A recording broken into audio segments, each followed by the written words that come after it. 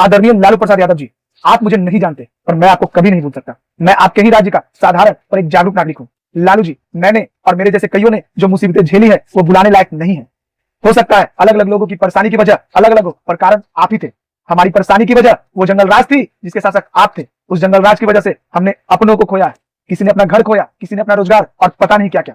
मैं नहीं जानता आप उसके लिए कितने जिम्मेदार थे, पर दायित्व आप पर ही था। लालू जी, जैसा कि मैंने आपके बारे में सुना है, आप तो जनता के मसीहा थे, एक आम आदमी का नेता जो राज्य का प्रधान होने के बावजूद भी अपने भाई के साथ चपरासी क्वार्टर में रहकर राज्य के लिए योजनाएं बनाया करता था। उसके दरवाजे अपने गरीब जनता के लिए हमेशा खुले रहते थे। वह मुख्यमंत्री अपने काफिले से उतरकर गरीब बच्चों को नहलाता और उन्हें सफाई का महत्व बतलाता था। वह मुख्यमंत्री जो रिक्शे से विधानसभा जाकर अपनी ठसक दिखाता हो। वह मुख्यमंत्री जो 20 दियारा में हेलीकॉप्टर उतारकर चरवाहों को हेलीकॉप्टर ट्रिप कराने की कारस्तानी करता हो। आपने उन्हें सम्मान दिया जिसे पिछले कई दशकों से हमारे समाज ने सम्मान की दृष्टि से नहीं देखा। आपने वो किया जो आज तक किसी ने नहीं किया। आपने राजनीति के प्रचलित तौर तरीकों को ही बदलकर रख डाला। आपने उन्हें सम्मान दिया, चलो वो तो ठीक है, पर आपने उनको बंदूक क्यों थमा दी? आपने उन्हें बंदूक माफिया, कोयला माफिया, साफ शूटर क्यों बना दिया? जिस चारा के लिए आप बदनाम है वही तो आपकी सबसे खूबसूरत योजना थी। इस योजना के तहत स्कूल खुले मैदान में चलाना और स्कूल के पास गाय भैंस लाने की आजादी, ताकि बच्चे गाय भैंस चराने निकले और पढ़ाई भी करके चले जाएं। ये तो एक मैनेजमेंट गुरु ही सोच सकता है। पर इसके बाद आपको क्या हो गया? जिस योजना के लिए आपका नाम होना था वही आपको बदनाम कर गया।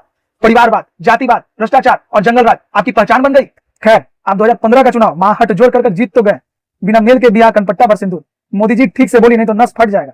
मोदी मोदी आम का कोदी, हथिया पगला गया। अमित शाह का जात क्या है? बिहारी उड़ती चिड़िया के पर में हल्दी लगाता है। इन जुमलों का इस्तेमाल कर आप अपने लाडलों को मंत्री बनाने में कामयाब तो हो गए, क्योंकि 15 का चुनाव आप पूरे हट के साथ लड़े। एक तरफ मीडिया जहां आपको पुराने जंगल राज की याद दिलाकर मुंह चिराती थी, वही आप बिना किसी राजनीतिक लोक लिहाज के जात पात की राजनीति कर रहे थे। आपने एक एंकर के सवाल के जवाब में यहां तक कह दिया, तुम बताओ जात है कि नहीं। आप एक मंझे हुए कॉमेडियन की तरह 2015 में बिना मतलब के जुमलों का इस्तेमाल बीजेपी को शिकस्त देने के लिए किया, या यूं कहें बिहार की जनता को बरगलाने के लिए किया। इसमें आप थोड़ी देर के लिए कामयाब होते भी दिख रहे थे। लालू जी, मुझे कहना है आपसे, आप सही बोल रहे हैं, जात तो है और आपने उसका इस्तेमाल अपनी राजनीति को धार देने के लिए बखूबी किया। लालू जी, पर अब आगे आप क्या करेंगे? आपने तो जीती बाजी हार ली, या यूं कहें बीजेपी बाजीगर साबित हो गई। आप मंडल कमंडल करके अपने कुपुत्रों को राजपाट दिलाने में कामयाब तो हो गए, पर बीजेपी ने इसमें बड़ी बारीकी से सेंधमारी कर ली। आप बीजेपी को यह कहकर चिढ़ाते रह गए महागठबंधन अटूट है, बीजेपी लाल टपकाना छोड़ दे, पर जो हुआ वो इतनी तेजी से हुआ कि आपको सोचने तक का समय न मिला। लालू जी, हालात ने आपको उस चौराहे पर लाकर खड़ा कर दिया जहां पर आप जेल में बैठकर अपनी पुरानी यादों को याद कर ठंडी आहें भर सकते हैं। याद तो आती होगी आपको वो विधानसभा की महफिलें, याद तो आती होगी आपको वेटनरी का वो राजपाट। अपनी बात को ज्यादा लंबा न करते हुए मैं आपसे अनुरोध करना चाहता हूं, एक बिहार विधानसभा चुनाव होने वाला अगले साल।